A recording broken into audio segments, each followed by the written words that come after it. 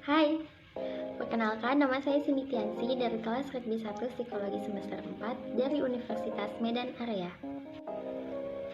Materi yang akan saya bawakan adalah instrumen penelitian untuk penelitian kualitatif.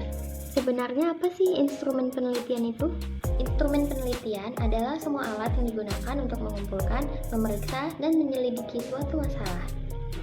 Instrumen penelitian dapat diartikan pula sebagai alat untuk mengumpulkan, mengolah, menganalisa, dan menyajikan data-data secara sistematis serta objektif dengan tujuan memecahkan suatu persoalan atau menguji suatu hipotesis. Peneliti dikatakan sebagai instrumen penelitian harus mempunyai ciri-ciri yang seperti apa sih?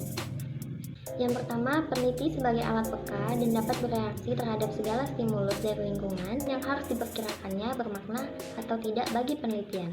Yang kedua, peneliti sebagai alat dapat menyesuaikan diri terhadap semua aspek keadaan dan dapat mengumpulkan aneka ragam data sekaligus. Yang ketiga, tiap situasi merupakan keseluruhan, yang artinya tidak ada suatu instrumen berupa tes atau angket yang dapat menangkap keseluruhan situasi kecuali manusia. Yang keempat, suatu situasi yang melibatkan interaksi manusia tidak dapat dipahami dengan pengetahuan semata, dan untuk memahaminya, kita perlu sering merasakannya dan menyelaminya berdasarkan pengetahuan kita. Yang kelima, peneliti sebagai instrumen dapat segera menganalisis data yang diperoleh. Ia dapat menafsirkannya, melahirkan hipotesis dengan segera untuk menentukan arah pengamatan untuk mentes hipotesis yang timbul seketika. Hanya manusia sebagai instrumen dapat mengambil kesimpulan berdasarkan data yang dikumpulkan pada suatu saat dan menggunakannya segera sebagai balikan untuk memperoleh penegasan, perubahan, perbaikan, dan perlakuan. Selanjutnya ada langkah-langkah dalam menyusun sebuah instrumen. Yang pertama yaitu mengidentifikasi variabel-variabel yang diteliti. Yang kedua, menjabarkan variabel menjadi dimensi-dimensi. Yang ketiga, mencari indikator dari setiap dimensi. Yang keempat, mendeskripsikan kisi-kisi instrumen. Yang kelima, merumuskan item-item pertanyaan atau pernyataan instrumen. Dan yang terakhir, petunjuk pengisian instrumen. Apa saja sih kelemahan penelitian sebagai instrumen?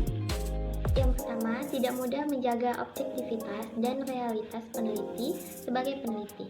Keterlibatan subjek memang bagus dalam penelitian kualitatif, tetapi jika tidak hati-hati, peneliti akan secara tidak sabar mencampur adukan antara data lapangan hasil observasi dengan pikiran-pikirannya sendiri. Yang kedua, mengumpulkan data dengan cara menggunakan peneliti sebagai instrumen utama. Ini sangat mempengaruhi dengan kemampuan peneliti dalam menulis, menganalisis, dan melaporkan hasil penelitian. Dan yang terakhir, peneliti harus memiliki cukup kesabaran untuk mengikuti dan mencatat perubahan-perubahan yang terjadi pada subjek yang ditelitinya. Dalam penelitian kualitatif, penelitian dianggap selesai jika kesimpulan telah diambil dan hipotesis telah diketahui statusnya diterima atau ditolak. Kelebihan-kelebihan peneliti sebagai instrumen. Yang pertama, peneliti dapat langsung melihat, merasakan, dan mengalami apa yang terjadi pada subjek yang ditelitinya. Dengan demikian, penelitian akan lambat laun memahami makna-makna apa saja yang tersembunyi di balik realita yang tak kasat mata. Ini adalah salah satu tujuan yang hendak dicapai melalui penelitian kualitatif.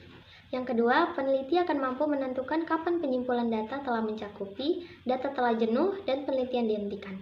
Dalam penelitian kualitatif, pengumpulan data tidak dibatasi oleh instrumen, misalnya kuesioner, yang sengaja membatasi penelitian pada variabel-variabel tertentu saja. Dan yang terakhir, peneliti dapat langsung melakukan pengumpulan data, menganalisisnya, melakukan refleks secara terus-menerus dan secara gradual, atau membangun pemahaman yang tuntas tentang suatu hal.